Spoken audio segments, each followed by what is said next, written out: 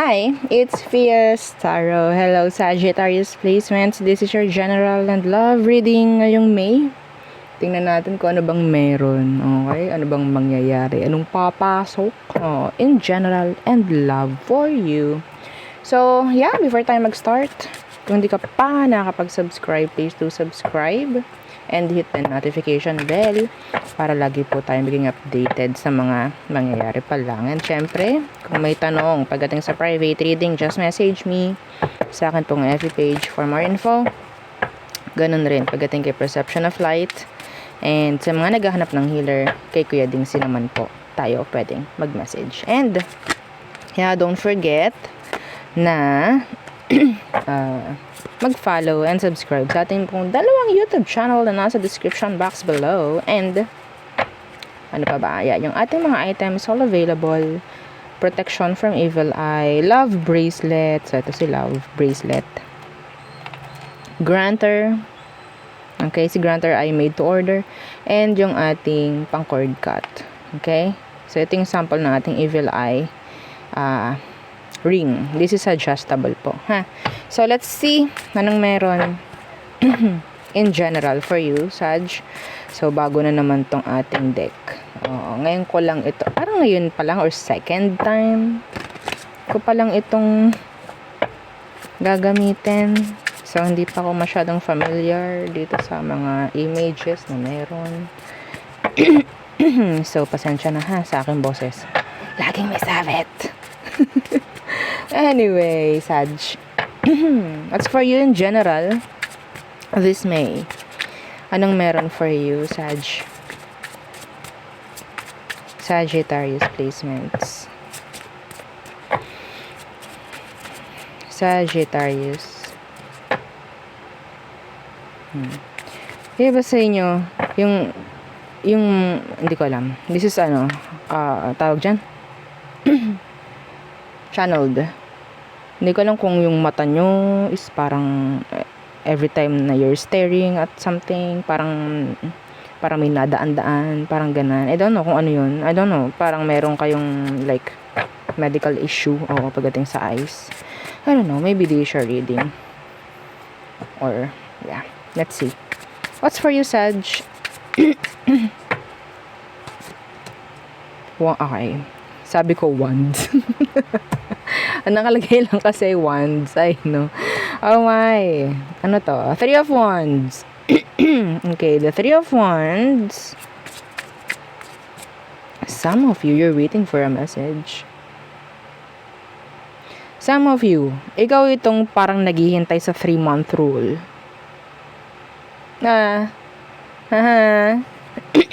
Okay, 3-month rule. Ano yan? After breakup? 3-month rule. Okay, what's with that? Strength. Oh, tsaka gagawa ng action. Some of you, you're waiting for the exact time to do or to make an action. Or maybe, yeah. Okay?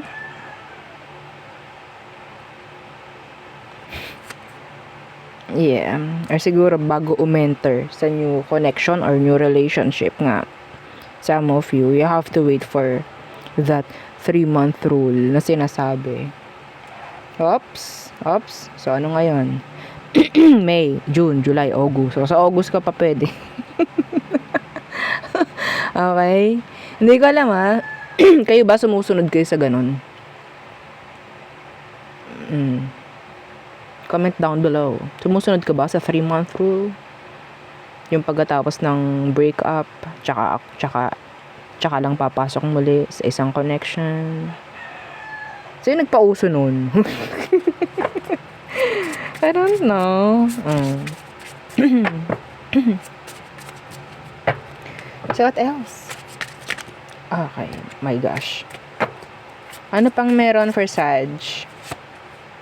Na Hierophant. Again. Nakita ko to kanina. Pero ngayon, naka-reverse. What's with that? Some of you, hindi nyo matutupad yung rule ninyo pagdating sa sarili. I don't know in general. Some of you, maybe itong 3-month rule na sinasabi, baka mamaya hindi nyo matupad. Okay? Yeah. Baka hindi kayo mag-commit doon sa rule na yun, kung ano man. Merong lalabagyan. Yeah. Temperance. Yes. Okay. King of Wands. Yeah, there's somebody talaga na pwedeng magbibigay. Two of Wands. Magbibigay ng sabihin nating confusion pagdating sa mga gusto mo o sa mga binabalak mo. I don't know what's that. In general, there's somebody na pwedeng makagulo sa mga nakaplano mo ng gagawin this May. Yes. Yeah.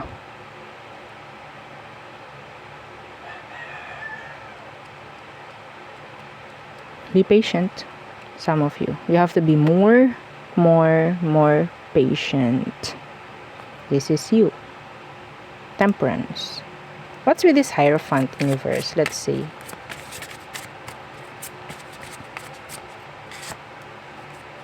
Yeah, Two of Cups.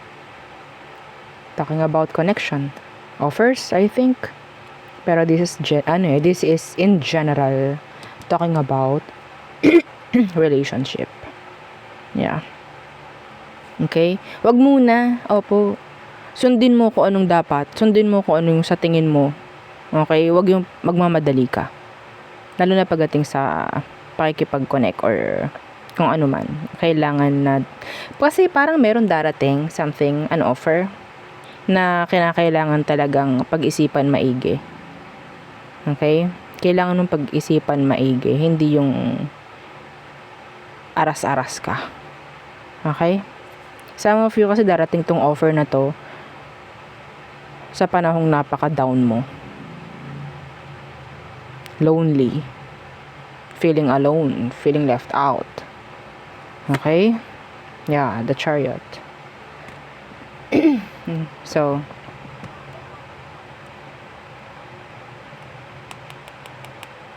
wag mo i-isolate rin yung sarili mo. Okay? Wag mo i-isolate. Wag mo ring pagdadamutan yung sarili mo na maging okay. Some of you, kung ikaw itong sa tingin mong ready na, or sa tingin mo napakatagal mo naman ng single, inaagyo ka na. Ha? Pwede naman Yung iba sa inyo, hindi ko sinabi niya kaka-break nyo lang isang linggo, pwede na. No, that's not you. I'm talking about Sagittarius na sabihin nating I think taon na single. Pwede ngayong may darating. And this is Two of Cups. Yeah, general to, pero I'm getting energies in love. Okay, so what else? Sagittarius.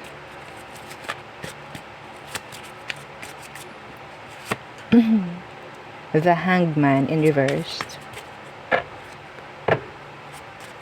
Taking action. There's this like execution. Okay, execution. May execute. May mga sisimulan na this May. Yeah, the Emperor. Stepping up. Kung ano man to. This is, in general, this is execution of plans, maybe actions, taking actions, decisions, kung ano man. Okay? So, yeah, the High Priestess. So, tingin ko, some of you, you're ready. You're ready. In general. The Hangman in reverse is sabihin nating pagkakaalis sa pagkakagapos. Parang ganon. And yeah, I'm ready. Matapang na ako this time, like that. To do kung anong kailangan gawin. Yeah. The Eight of Swords in reverse. The Eight of Swords in reverse, kapag yan naka-upright, that's being trapped, stuck. Pero this time, naka-reverse siya. So, meaning to say, sabihin natin, may mga decision ka na, may mga sagot ka na sa mga sarili mong tanong. You don't need anybody para magbigay ng opinion nila para gumawa ka kung ano man. Okay? You're the emperor. You'll act as the emperor. Emperor, empress. Okay? So, hindi naman kailangan ng emperor ng kung sino para magbigay ng go signal sa kanya. Di po ba? Okay? So, yeah. Taking actions. Yeah. Some of you, matagal mo rin naman ipinag-isipan kung ano to. This is like something talking about may mga pagbabagong gagawin. And this is like mature decisions. Okay? Becoming mature if ever. May mga magbabago pagdating sa mga pagdedesisyon nyo ngayong May.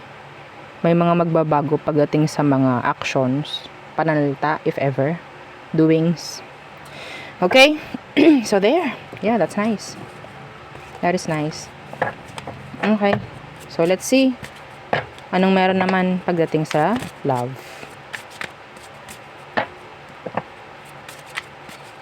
What's coming in for you, Sag?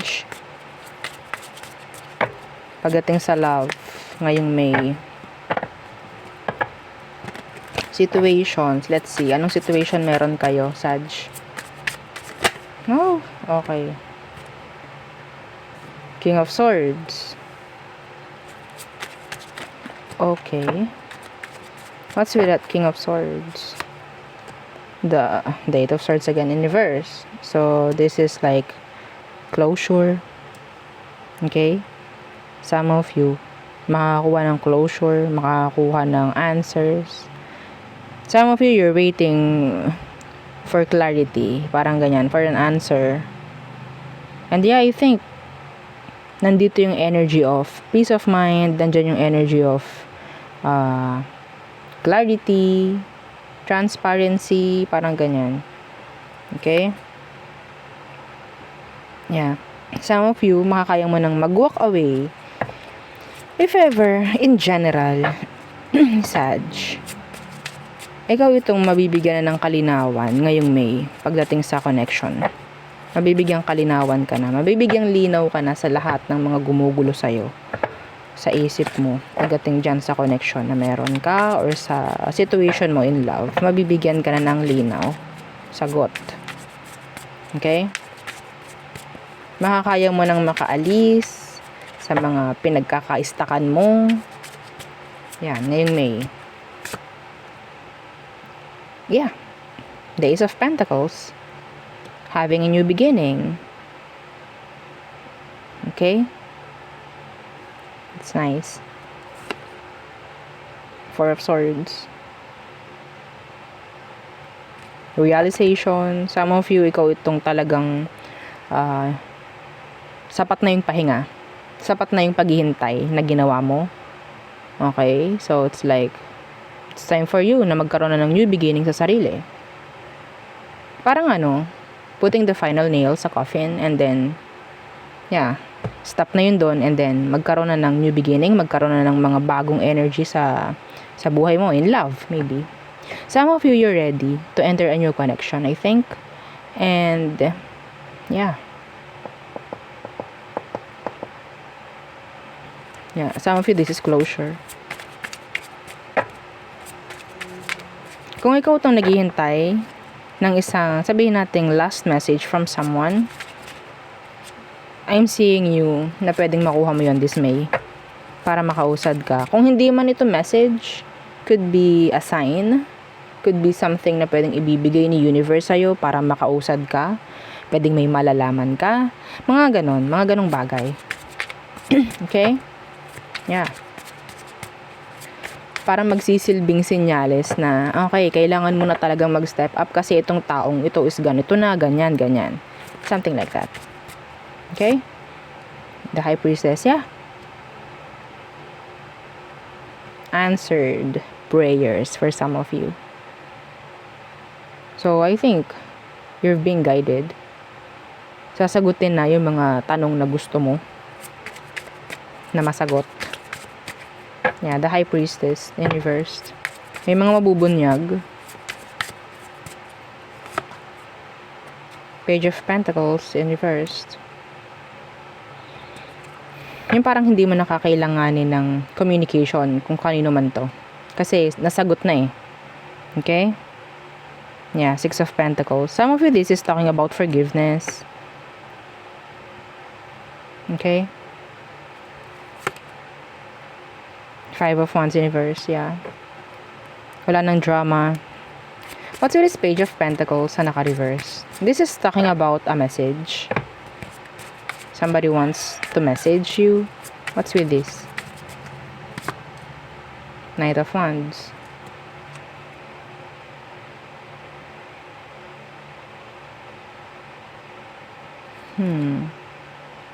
Five of Cups. Yeah, this is moving on. Iba kasi sa inyo, pwedeng mawawala na yung focus mo sa kung ano man ang hinihintay mo, if ever. Okay? Or sabihin natin, magkakaroon na talaga ng tuldok at magkakaroon ka ng new direction. Okay? Redirecting kung ano man yung mga kailangan mong ayusin in love or in general sa buhay. Okay? The final nail sa coffin. Okay, it's like ending of a chapter or ending of a cycle. It's like totally closed. Tapos na yung story. Kung ano man to. Yeah. Anyway, so singles. Anong meron sa singles? Sag. Single Sagittarius. What's for you? What's coming in this May for you in love?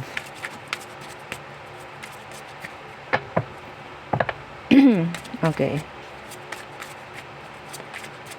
Meron ako nakikita new connection here. Okay. Yeah, this is for you Sagittarius. Pwedeng singles or may mga sabihin natin pinagdaraanan. Meron ako nakikita dito na dalawang person. Some of you, this could be a past person and a new person coming in. Maybe returning, no? Yung past person. Pero yeah, this is sabay. Yeah, sabay. Past and new. Well, it's up to you. Some of you, ikaw itong the Knight of Wands na pwedeng mafe-feel mo yung kahabaan ng hair mo kahit kalbo ka. Okay? Yeah. Yeah, so yeah, I'm talking about male Sag, no, na talagang kalbo. Oh my gosh. Oo, maramdaman mo napakahaba ng hair mo. I don't know. So, andyan yung playtime. Feeling mo parang, yeah. I don't know. I don't care. Sag. Single. Anong meron? Anong paparating sa'yo in love ngayong May? Singles. Judgment. Aha. That's Scorpio energy. The Queen of Pentacles in reverse.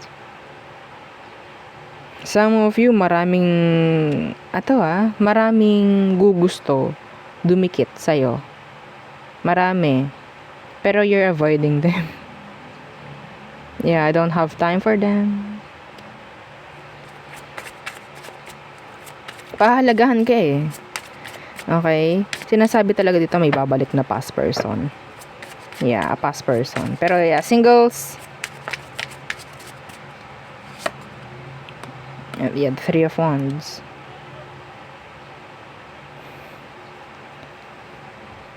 Some of you are not ready.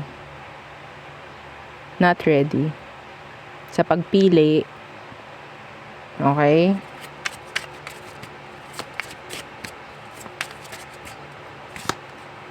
Yeah, the Empress in reverse. I'm not ready. Be careful. Meron ako nakikita ditong somebody na pwedeng may gusto lang sa'yo na like physical. No? I don't trust this person. Kung sino man to. Yeah, nakakakuha ko ng energy na gusto lang niya ng physical. No? Kung anong physical, oo. SEX, yan, with you.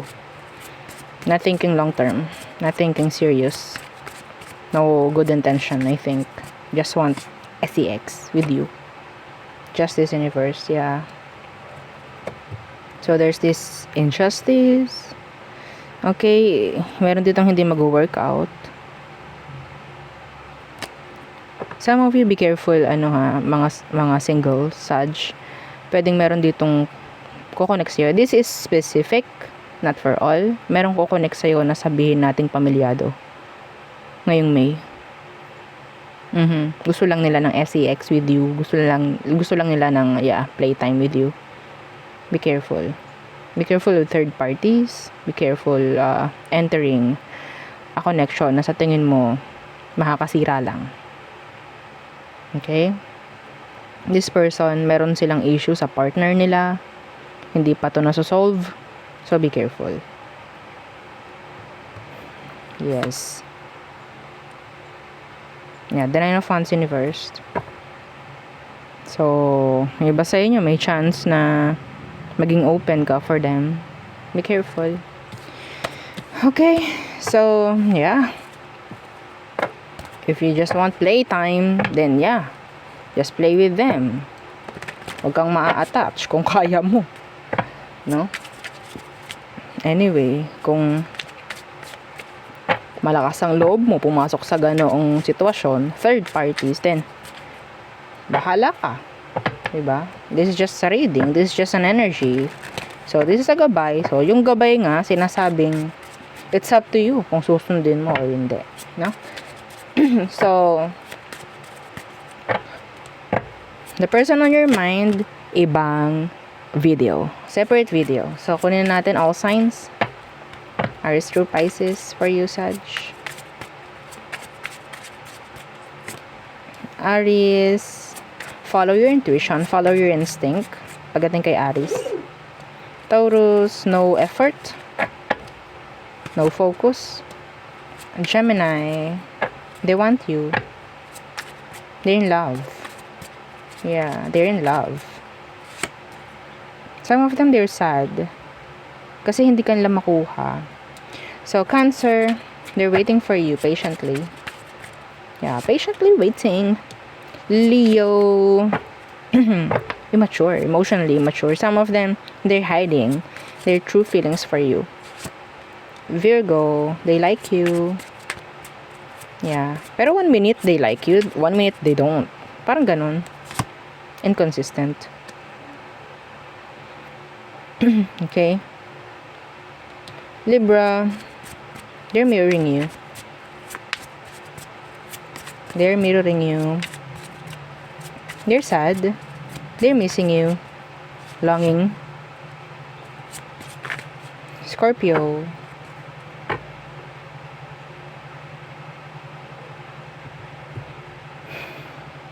Parang feeling niya feeling left out.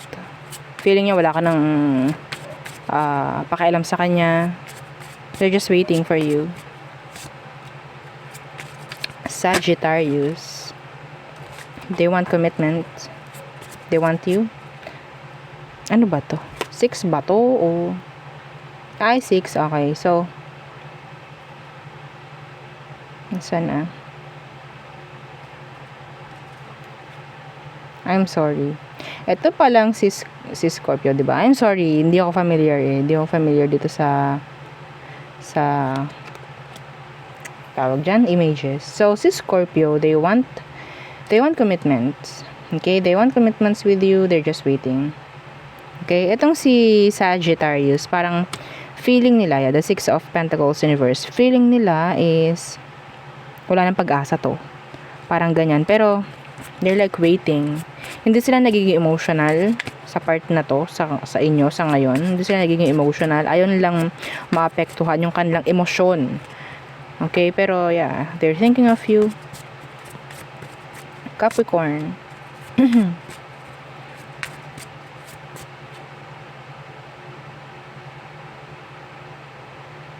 Some of you, yeah, they're looking for you. They're passionate. They're shouting your name. Yeah. Aquarius, they're moving on. Pisces, they're stalking you. Yeah, they are stalking you. They want communication. Okay, so there. Yun ang aking reading for you, Sagittarius placements. Again, please don't forget to like, share, and subscribe. And follow our FB page and yung ating dalawang YouTube channel na nasa description box below. Thank you! Bye!